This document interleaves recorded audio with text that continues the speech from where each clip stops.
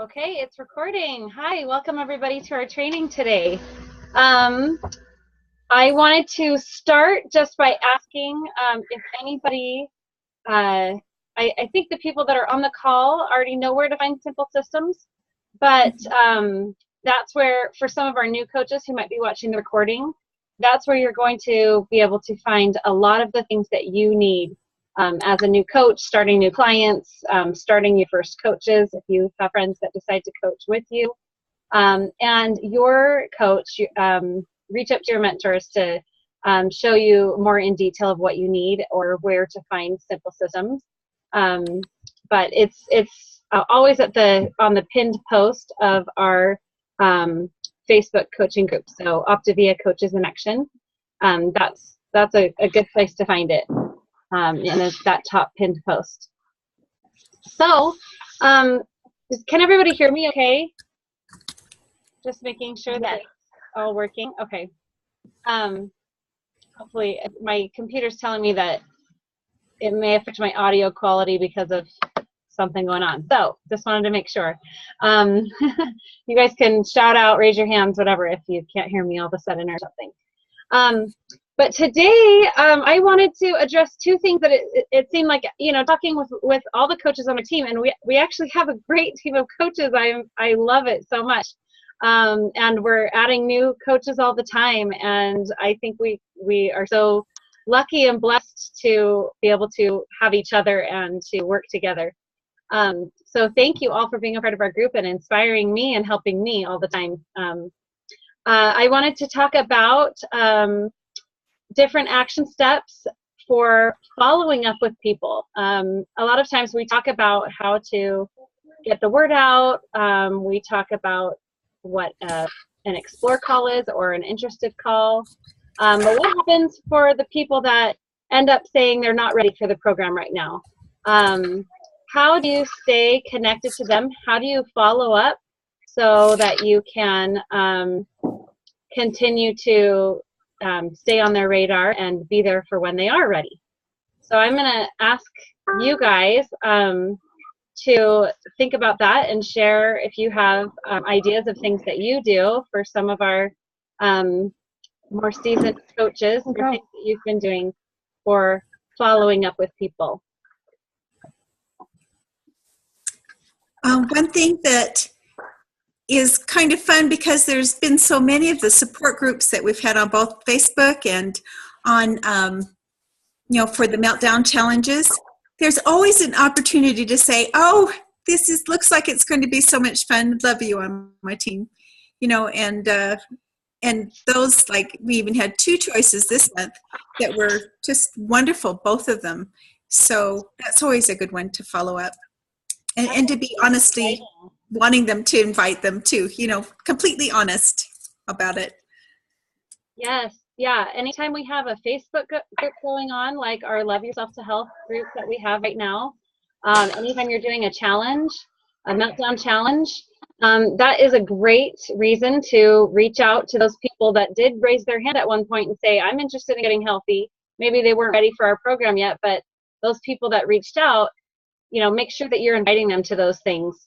Also, local events, invite them to those if they're local to you and there's an event going on. If you're doing an event at your house, having a health share or something, you're going to want to invite those people. So those are great tools for following up, is inviting to be in online groups or at actual physical events. That's great, Vicki. Thank you. Anyone else?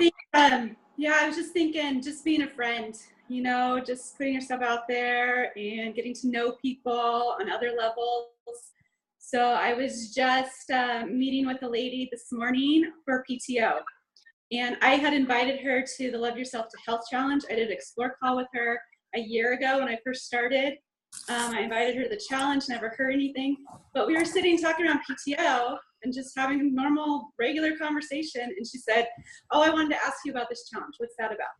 And if I hadn't gone over to her house or talked to her about PTO, we hadn't been, on a friendly conversation, I don't think she would have asked me about it or brought it back up. So I think just getting out there and being friends. I love that, yeah. And I think you're really good at that too, Jennifer. And that's one and Jared, you guys are both really good at being friends and showing sincerity and staying, you know, connected, doing things with people, having events at your house, inviting people over for dinner, you know, all of those things have helped you guys grow your business a lot too, just because people feel comfortable with you. So that's excellent. Yeah, being a friend. I'll share a few, Alina.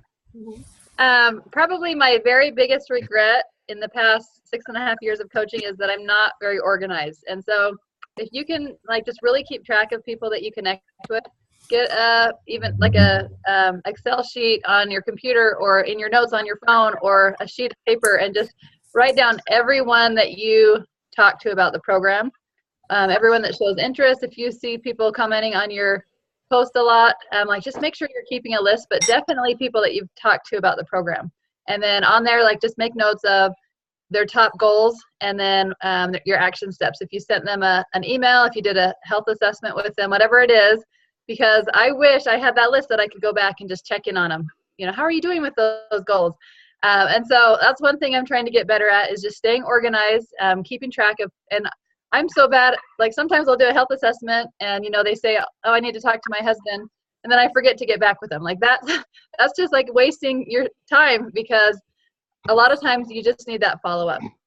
And so just make sure you always follow up. Hey, and that's very professional. I just wanted to follow up and see if you had any other questions, see what your husband thought, see if you're ready to get started.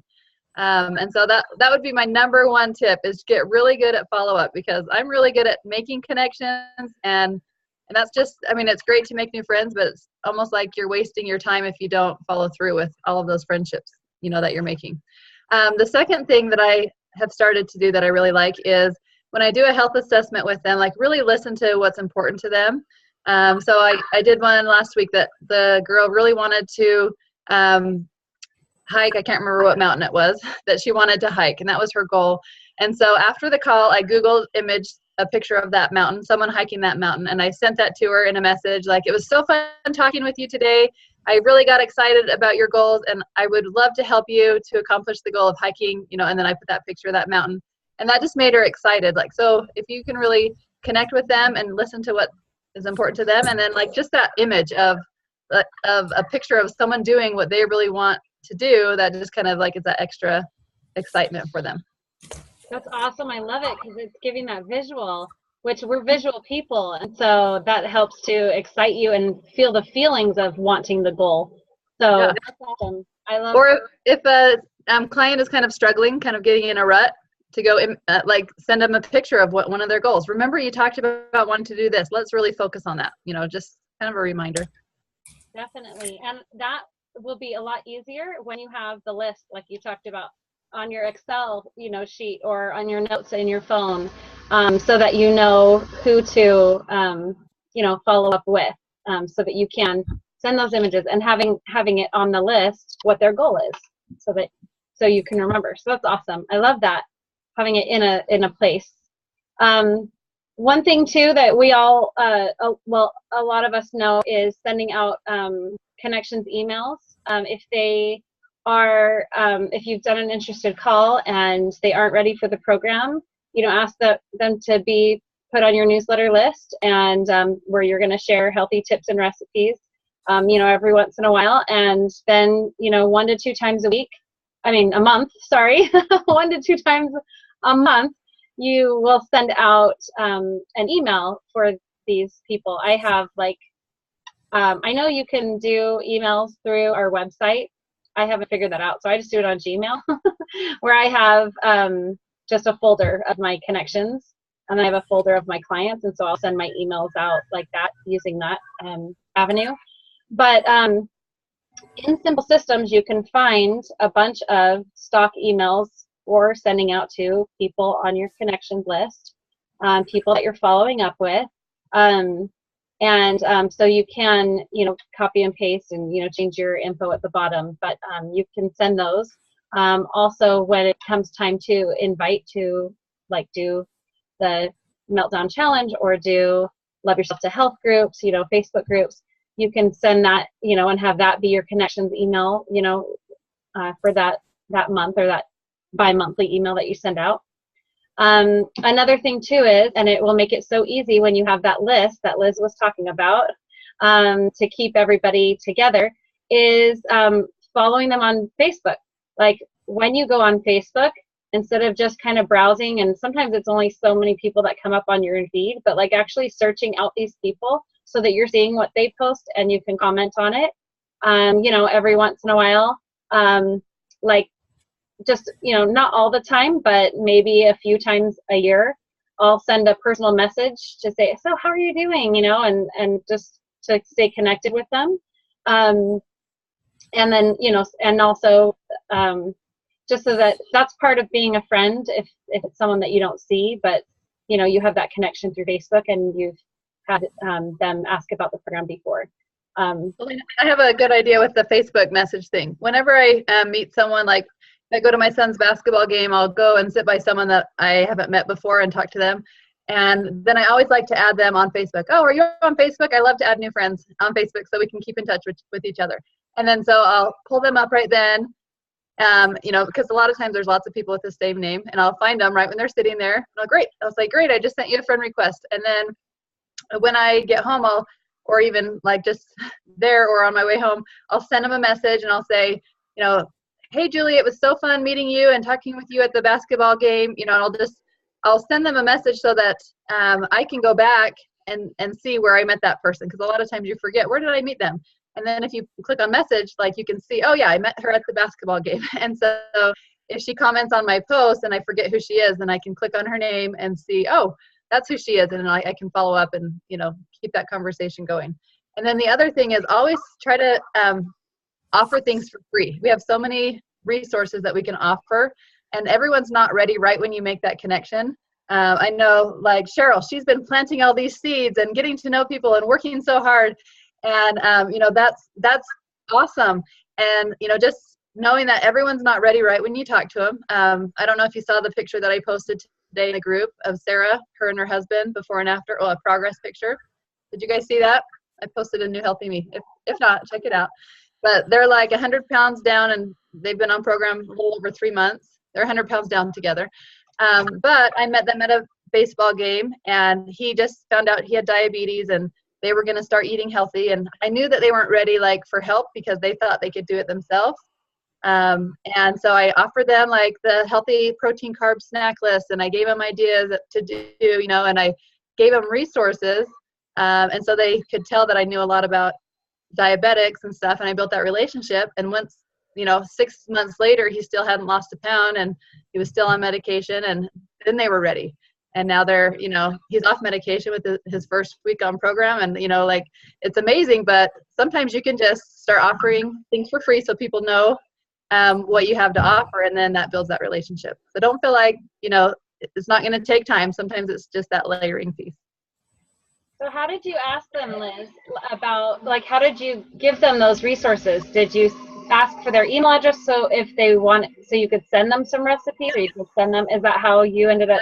I was just sitting behind them at the game, and they were talking to, like, I don't know, her mom was there at the game, and they were talking about that Trevor was on, just found out he was diabetic, and he was on metformin, and he was having these bloody noses and like all these side effects, you know, like just talking about it. And I say, oh, tell me more about what's going on. I work a lot with diabetics. And so I just kind of listened, and I said, so what did your doctor say to do as far as weight loss? And I said, I work a lot with diabetics to help them get healthy. And I have a lot of resources. I could send you some healthy snack ideas and foods that will help balance your blood sugar. So I sent them email, and then I'd follow up with them at the game. How's it going? You know, and so they had the tools, you know, that could work, but a lot of people that just aren't ready to make all those changes that are necessary. So, you know, they were trying to eat healthier, and it's just hard to make good choices when you all of a sudden have to change your lifestyle. And so I just kept tabs on them every time at the games. I'd ask how they were doing, just built that relationship, you know. I'd send them a recipe here or there.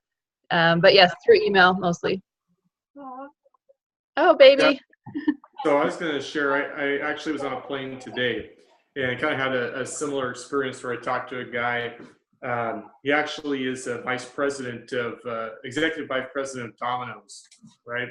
Cool. And so, it was pretty wild. We had an interesting conversation, but he was talking about how his wife is like this super health nut, right? And, you know, he's a bit overweight, you can imagine, for a guy who works at Domino's, the executive who works at Domino's, right? They're constantly bringing in stuff to test. And anyways, so he was like, yeah, you know, I know I need to do something. I'm just not ready, you know. But hey, I actually got his information to reach out to him and say, hey, would you like some healthy tips on, you know, what, you know, at least just drinking more water, right? Because he was actually drinking water, and I said, hey, at least you're already working on that habit, right? So you just kind of weave these things in, right? And I think the other thing is trying to reach out to people that you think about throughout the day, right? We all are going to have some impressions of people that we may have remembered from a while back, or friends that we maybe haven't reconnected with. And as we have those impressions, I think it's important for us to act on those, right? And because we never know when those people are struggling, and that we can be there. Sorry. That's a great idea. I love that you're, you know, reaching out and you have people in your mind and that you're acting on it, and offering free resources. I love that. Cheryl had something else that she wanted to say. Do you want to chime in here?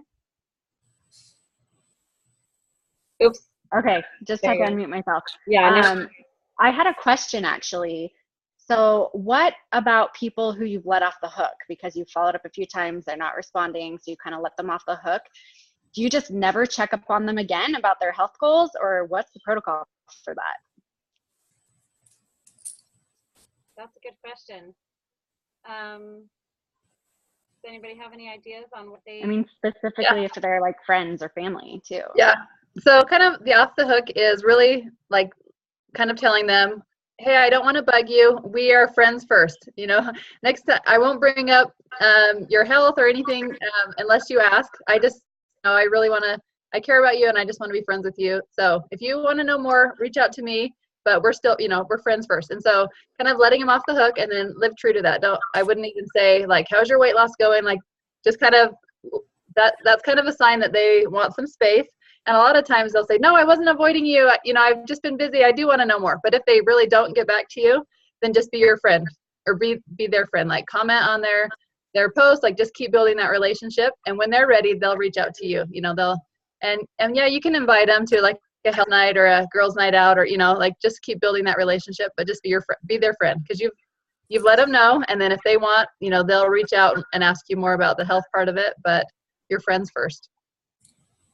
And I think it's important, as you pointed out, Liz, to specifically tell them that, right?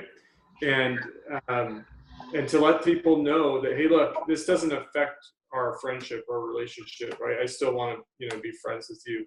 And we had some really great friends from Lynchburg who we actually kind of helped to get started on the program, and then he ended up like just totally dropping off, didn't respond to me anymore. And this is like a pretty good friend of mine from Lynchburg. And it was kind of hard at first, right? I ended up having the opportunity to see him face to face.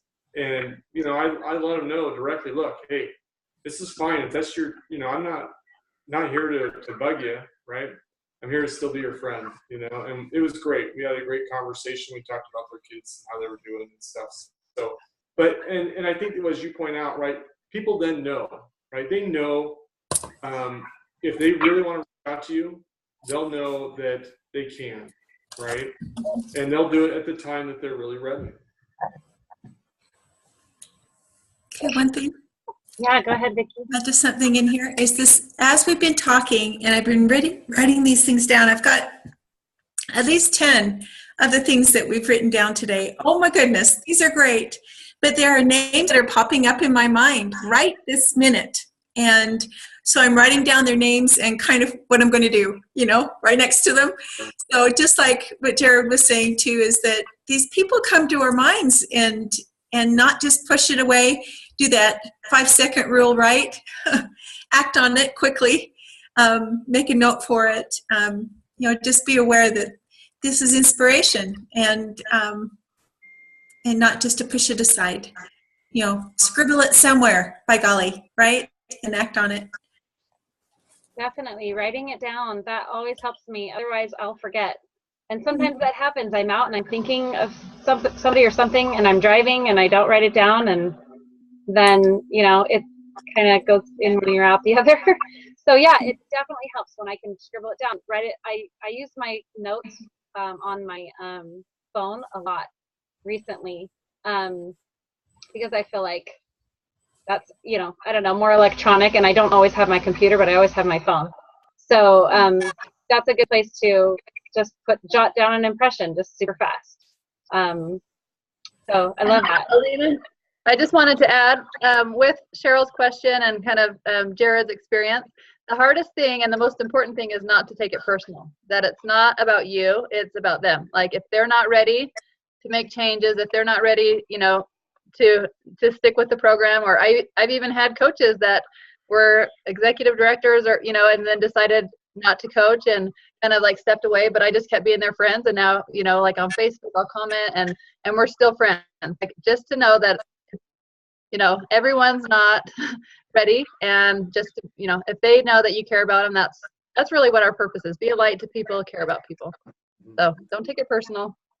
Excellent. And that's a great segue into the next topic that I wanted to talk about. And that's sometimes we get some anxiety about ranks, about, needing financial help with our family, and that, we are wanting to hit certain things or wanting to get clients. And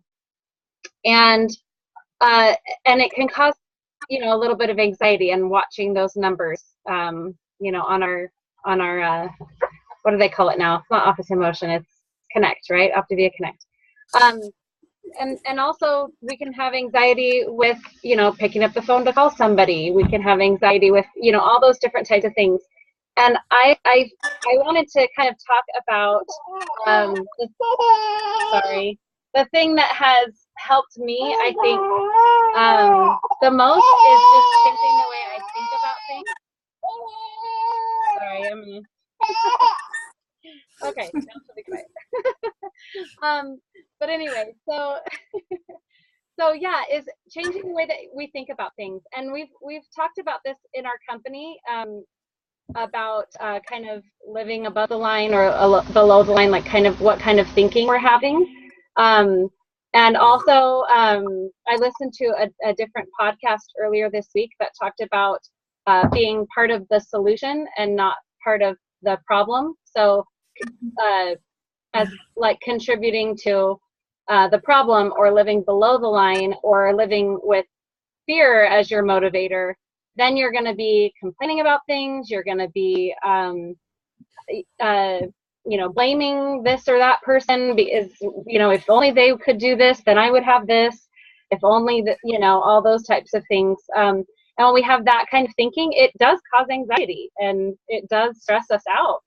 And so trying to change, the situation, isn't always going to change that you're in, but, you can do things to help, prepare for certain situations, or to change your situation as well. But to change your thinking about whatever situation you're in is going to help so much, as far as, being able to go by faith instead of fear, being able to live above the line, to take, responsibility for your part in it and focus on that, like on what you can do, not focusing on what other people need to do in order for you to get what you want, kind of thing, so for you to reach your goals, what can you do? And then focusing on those things. And it doesn't mean that you don't care, or you don't have to, that the only way to not have anxiety is not to care. It's the way to not have the anxiety or to feel that overwhelm or those types of things is to change your perspective, change your thinking.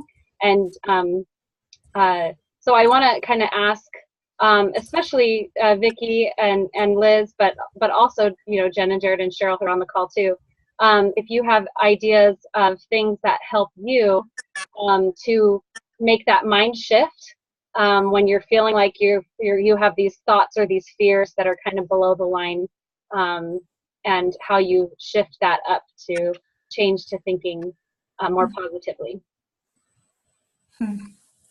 These are all Excellent questions. One of the things that they mentioned in the replay that you posted was that it's normal to drift and to move kind of above and below the line. It's the important part is just to be mindful about where we are and to recognize that we just might be below the line right now. We might have dipped into our ego, and we might have just we might have gone into that place that that feels so closed and scared, and with and that wants us to withdraw and to run away, that one. I think a little while ago I did one of my first videos that I did on the live ones for the Facebook, and it was about this. I was so frightened, and I have done live videos before that I'm so frightened that afterward I go and I really feel like I'm going to throw up.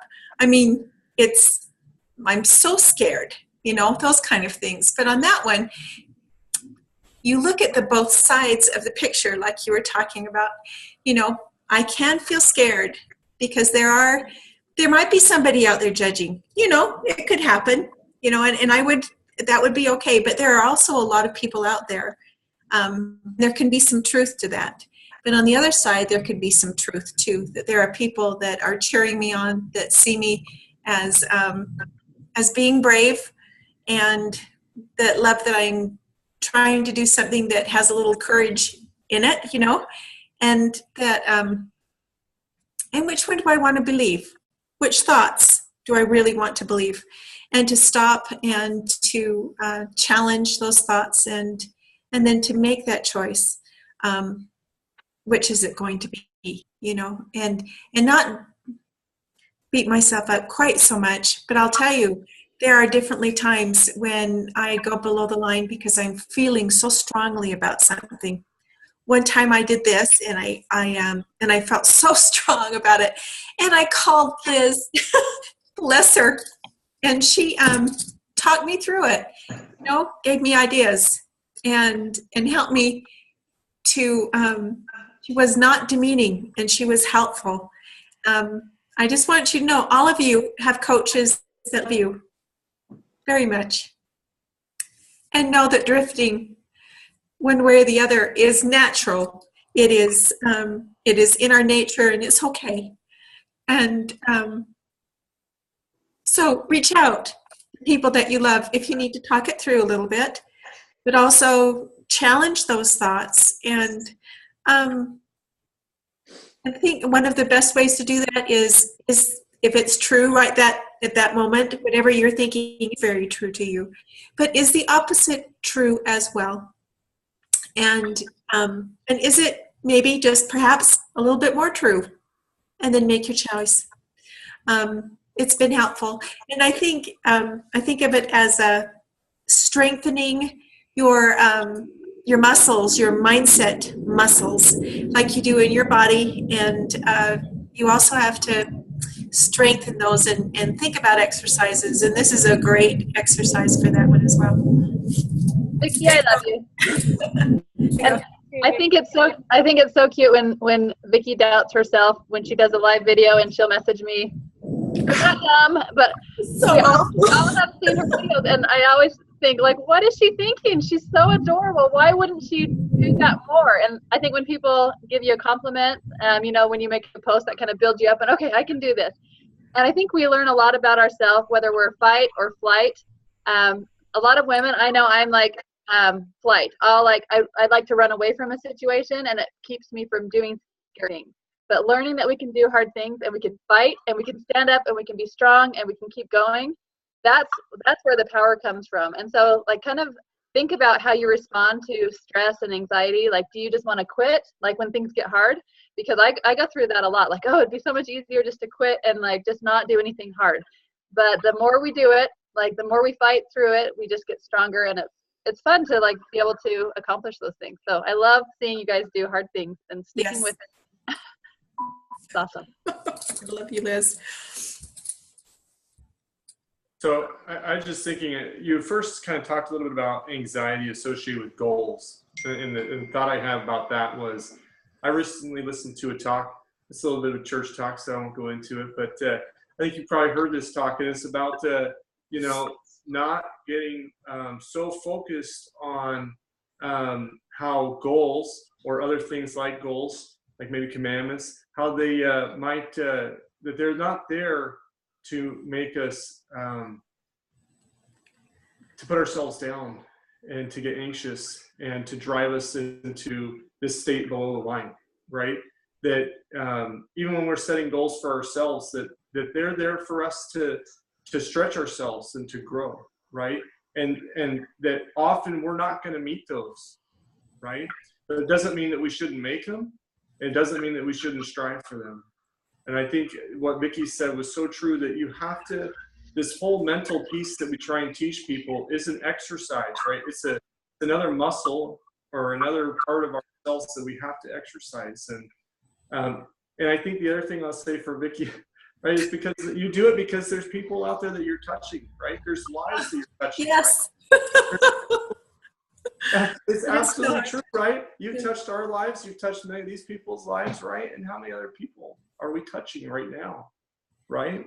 And I mean, we're getting texts right now. Jennifer's getting texts from people that she's coaching right now that are sending her hearts and things like this, right? I mean, this is why we do this, right? And I think it's important for us to remember that, right? That we have this opportunity to touch so many people's lives, and if we remember that, it can help us get out of those times when we are going to be hard on ourselves. I have something to.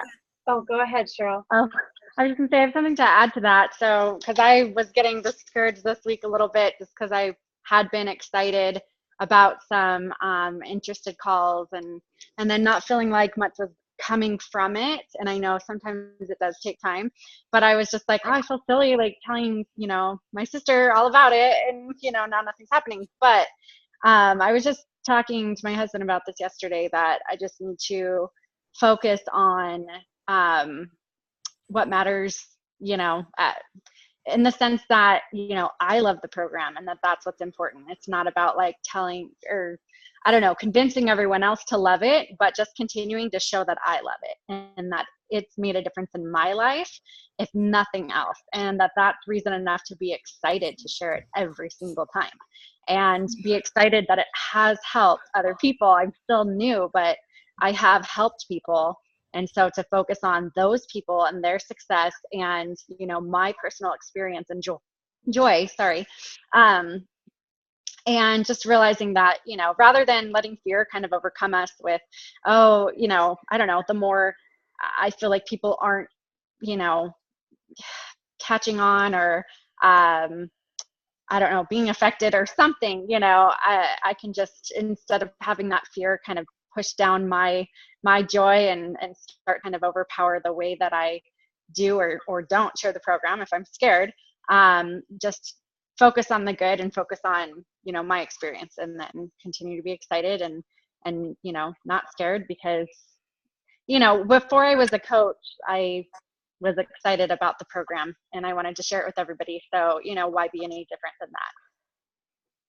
That's excellent. I love that so much. It's that shift. It's that mind shift that you made to say, hey, I'm going to choose to focus on the joy, focus on the good things that this has brought to me, that the program has brought to me, that coaching has brought to me. And that reminds me of something that John and Kat Fuller said once that I love. I just heard it in a past Tuesday 20 that I watched this morning. But we talk about non-scale victories with our clients all the time, so that they're not just focused on the scale, right? Well, I think as coaches, it'd be really fun to talk about non-rank victories, NRVs. So things about coaching that have been like awesome for us that week, whether it's personal development or something you learned about yourself, being able to focus on joy more in your journey. A client that, was able to wear her wedding ring again after a long time, just things, those, like, I think maybe at these trainings we start, the first 5 minutes or something, sharing non-rank victories, because it's really important to focus on those things as well, and that will help us to not feel so much anxiety about feeling like we need to hit a certain rank or we need to do a certain thing. So I love that. We have like 2 more minutes until our Zoom time's out, just so you know. Vicki, were you raising your hand? Did you have something else you wanted to add? Anybody else want to share or have a question? I'll just give everyone a challenge. Find a way to organize your connections. Like, that's honestly the best thing you can do, and just make sure you're following up. Not just initially right after the call, but in a couple weeks, or a month later, just follow up and ask how they're doing, because that's really where the magic is going to happen in the follow-up. That's excellent. And I'd love it if you come up with a good idea, share it too with us, okay? We would love it. Yeah, share it on our chat thread. Yeah. I love that. We can have that place where we come together and share ideas. Great. So, thank you so much. Well, thank you for coming on, everybody. Wonderful. I appreciate it. Have a great week out there today. Well, Awesome job, Alina. Thank you. Thank you. See ya. Thank you.